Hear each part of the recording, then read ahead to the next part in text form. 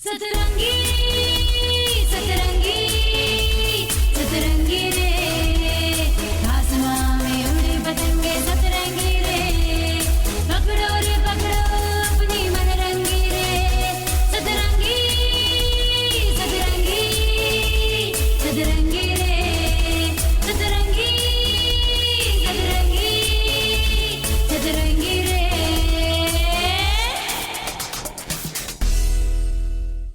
Hello, नमस्कार। मैं हूं अंकिता।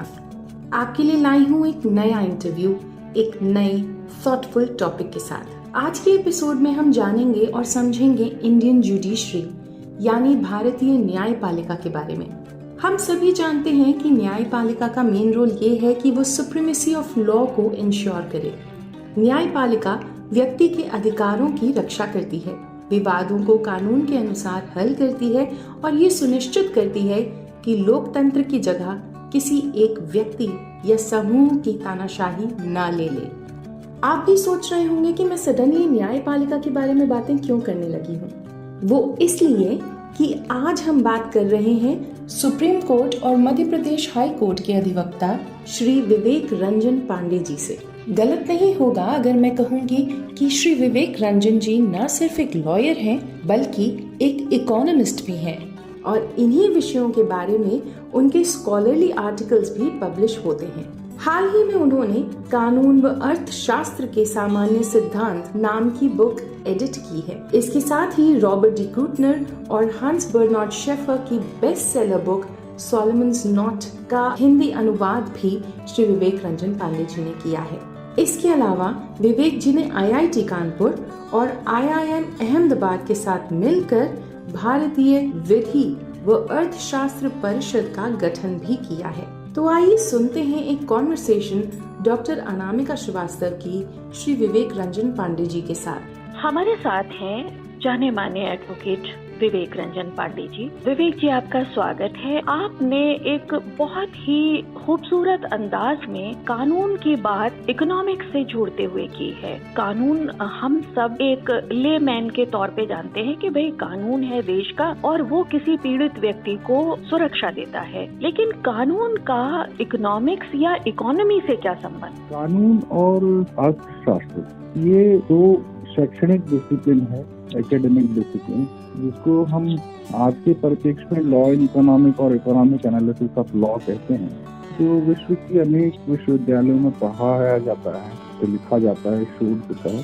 पर कानून का ढांचागत स्ट्रक्चर या एडिफिस और इकोनॉमी अर्थव्यवस्थाएं ये एक दूसरे से बड़ी गुथी हुई है जी। और ये आज से नहीं है, ये काफी ह्यूमन सिविलाइजेशन के शुरुआती समय से ही है। हम अपने बीच में व्यवस्थाओं को कैसे रखते हैं, हम अपने बीच लॉ एंड ऑर्डर को कैसे मेंटेन करते हैं और साथ ही साथ तरह तरह की इकोनॉमिक एक्टिविटीज करते हुए कैसे हम ग्रोथ, शांति, डेवलपमेंट ये सबको अचीव करते हैं। इन ह्यूमन सिविलाइजेशन में इकोनॉमी और लीगल स्ट्रक्चर ये बड़े गुथे हुए विषय थे। ये इंटरडिपेंडेंट कह सकते हैं। हाँ, इंटरडिपेंडेंट। पर कालांतर में एडम स्मिथ के बाद से economic, political economy economic science में डेवलप हुआ जी। और जितने भी सोशल साइंस है उसमें इकोनॉमिक्स को एक तरह से साइंस का दर्जा मिला, क्योंकि उसने मैथमेटिक्स को अपने भीतर समाहित किया और नई जो तकनीकें आई उससे अर्थव्यवस्थाओं की विभिन्न टेंडेंसीज को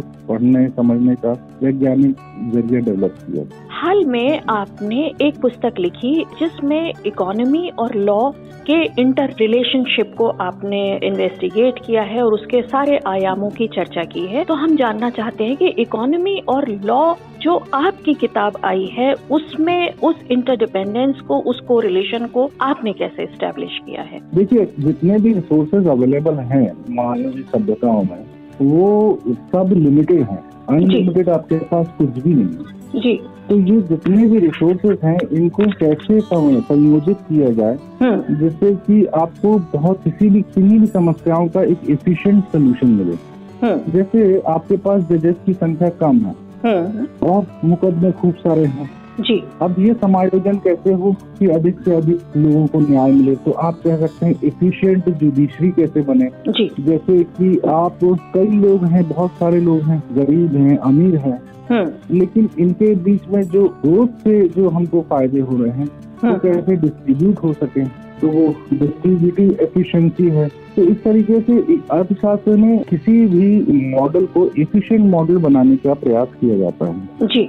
इसलिए जब कानूनी मॉडल तैयार किया जाता है तो कानूनी मॉडल कैसे इफिशिएंट बन सकता है और उसका इम्प्लीमेंटेशन इफिशिएंट इकोनॉमिक लेवल पे कैसे हो, इसकी तैयारी की जाती है। ये इकोनॉमिक एनालिसिस ऑफ लॉ या लॉ एंड इकोनॉमिक्स एक अप्रोच है जो आपको इफिशिएंसी की तरफ आगे बढ़ाती है कि हम चीजों को कैसे बेहतर ढंग से इफिशिएंट तरीके से कर सकते हैं। और यही इफिशिएंसी न्याय का एक इम्पोर्टेंट हिस्सा है, फैसेट है। इनएफिशिएंसी या इनएफिशिएंट सोल्यूशन बहुत सारे अन्याय को जन्म देता है। भारत देश तो 130 करोड़ लोगों का देश है और यहाँ पर रिसोर्सेज बहुत सारे हैं, लेकिन लोग बहुत हैं, इसलिए रिसोर्सेज उस तुलना में लिमिटेड हैं। और उसको कैसे हम समायोजित करें जिससे बहुत अच्छे कॉर्पोरेट्स हों, बहुत अच्छे लॉ, बहुत सारी फर्म, बिजनेस फर्म्स ग्रो करें, लोगों को उसके फायदे मिले। तो यही सब स्टडी के लिए लॉ एंड इकोनॉमिक्स एक डिसिप्लिन है और लॉ एंड इकोनॉमिक्स बहुत गुथे हुए विषय है। हम डेफिनेटली एक रिसोर्सफुल कंट्री हैं, हम एक डेमोक्रेटिक कंट्री हैं, इसीलिए हम सभी को अपने अधिकार पता होने चाहिए। स्वामी सत्येंद्र सत्य साहिब जी की कुछ पंक्तियां हैं। जमीन जायदाद, वैवाहिक कारज, धन पाने के आधिकारिक कर्ज, नौकरी, व्यापार, अधिकार, लाभ हम, किसी न्यायिक ज्ञान पा पूरे हो फर्ज, न्याय विधि शिक्षा पाठ्यक्रम हो, हमारी शिक्षा का सहज अंग, ताकि सहज रूप से हर जन जाने, कर सके कोई मौलिक आधार हम न भंग। विवेक जी, हम इकोनॉमी और लॉ की बात करते हैं और हमारे व्यवस्था में जो हमारी डेमोक्रेसी है उसमें सरकार ने जो बिलो पॉवर्टी लाइन लोग हैं उनको अगर लीगल एडवाइस की जरूरत होती है, वो किसी मुकदमे में फंसते हैं, उनको न्याय के लिए उनको कानूनी सलाह मुफ्त देने की सुविधा दी गई है। और दूसरी तरफ जो एक कानूनी प्रक्रिया है, किसी एडवोकेट को हायर करना और मुकदमे 10 साल, 20 साल, 50 साल और कभी कभी जनरेशंस तक चलते हैं। तो इस व्यवस्था में जहाँ पे एक तो जैसा आपने कहा कि हमारे देश की पॉपुलेशन बहुत ज्यादा है और उस हिसाब से जो हमारा लीगल सिस्टम है, उस लीगल सिस्टम में हमारे पास इंस्ट्रूमेंट कम है, हमारे पास जजेस की संख्या कम है, कोर्ट की संख्या कम है। तो ऐसे में उस इकोनॉमिक प्लान को हम पूरी पॉपुलेशन में कैसे डिस्ट्रीब्यूट करें कि एक इकोनॉमिक सॉल्यूशन लोगों को अपनी लीगल प्रॉब्लम्स के लिए मिल सके। हाँ, ये एक बहुत महत्वपूर्ण प्रश्न है और बहुत चिंताजनक प्रश्न है भारत के परिप्रेक्ष्य में।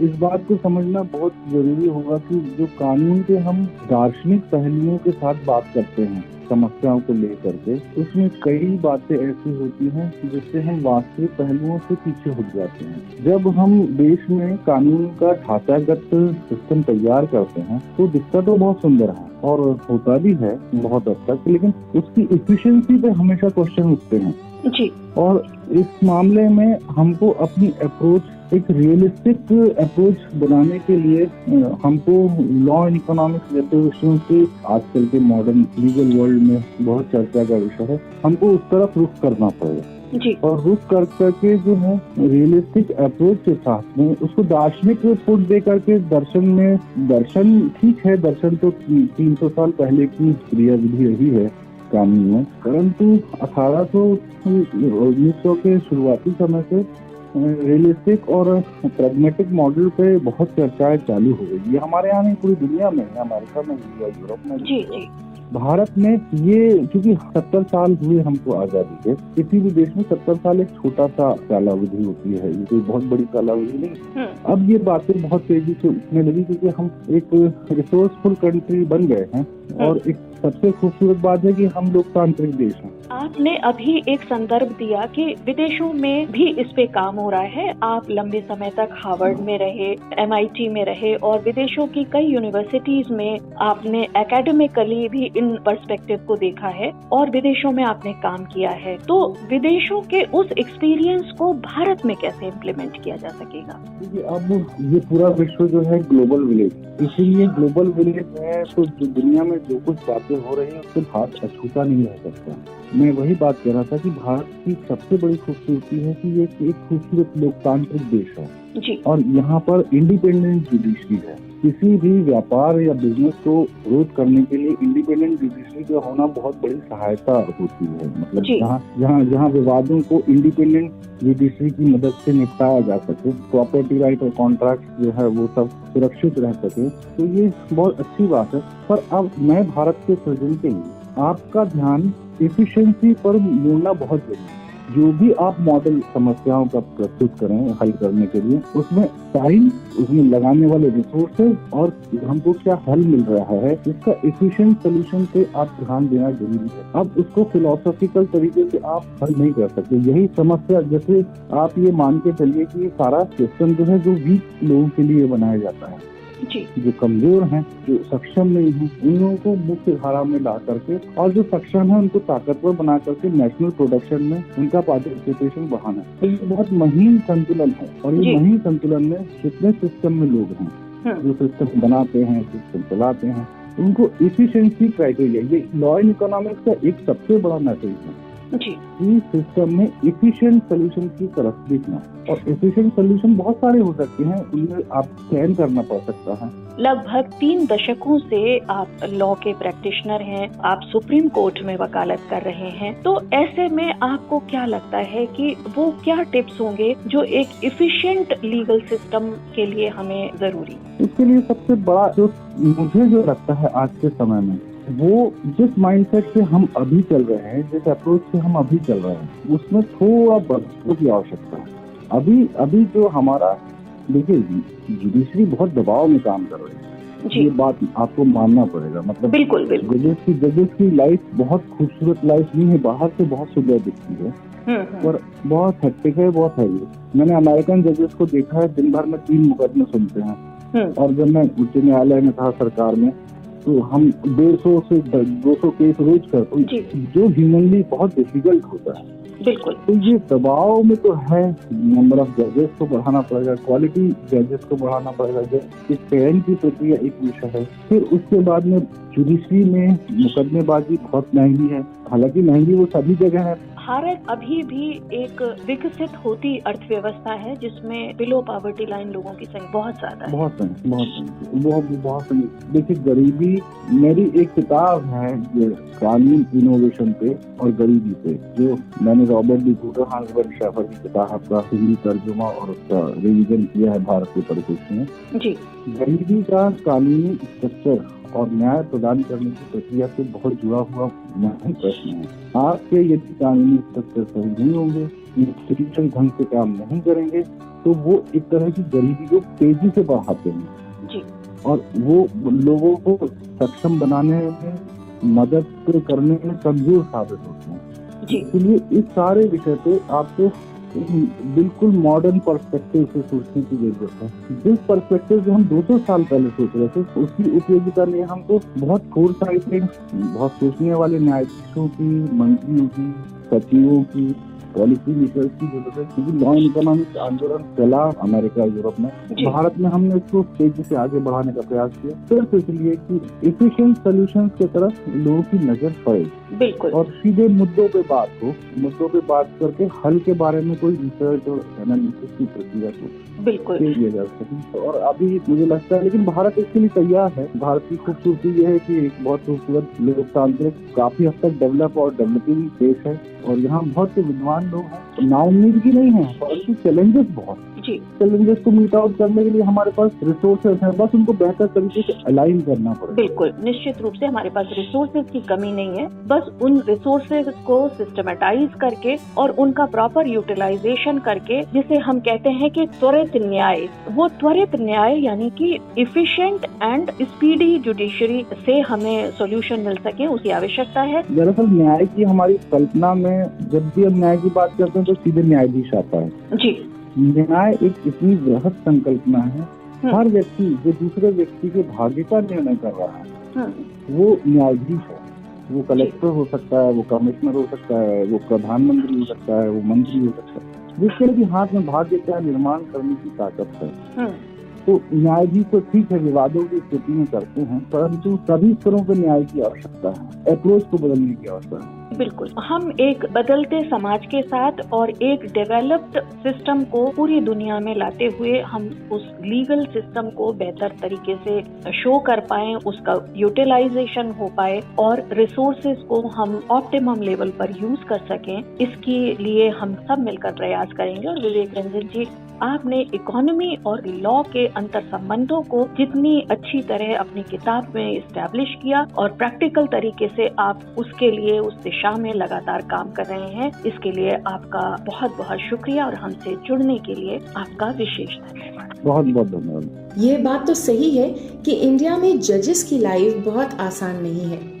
भारत में 25 हाई कोर्ट हैं, 34 सुप्रीम कोर्ट जजेस हैं और हमारी पॉपुलेशन 142.86 करोड़ है। जैसा कि विवेक जी ने बताया कि भारत में भी इस पर काम चल रहा है। आई एम श्योर सिचुएशन जल्दी ही इम्प्रूव होगी। इस बातचीत के लिए और अपने बिजी स्केड्यूल में से समय निकालने के लिए श्री विवेक रंजन पांडे जी को बहुत धन्यवाद करती हूँ और मैं आभार व्यक्त करती हूँ डॉक्टर अनामिका श्रीवास्तव का, जो हमें हर एपिसोड को करने की इंस्पिरेशन देती हैं और हर स्टेप पर हमें गाइड करती हैं। आज के एपिसोड पर आपका क्या कहना है, हमें जरूर बताइएगा। आप हमें YouTube पर कमेंट सेक्शंस में कमेंट कर सकते हैं। इसके अलावा आप हमारे साथ Facebook और Instagram पर भी जुड़ सकते हैं। हमारा हैंडल दोनों ही प्लेटफॉर्म्स पर है podcast.satrangi। आपकी ईमेल्स हमें बहुत इंस्पायर करते हैं, ऐसे ही लिखते रहिए podcast.satrangi@gmail.com। मैं अंकिता आपसे लेती हूँ विदा। मिलते हैं अगले एपिसोड में। नमस्कार, बाय बाय।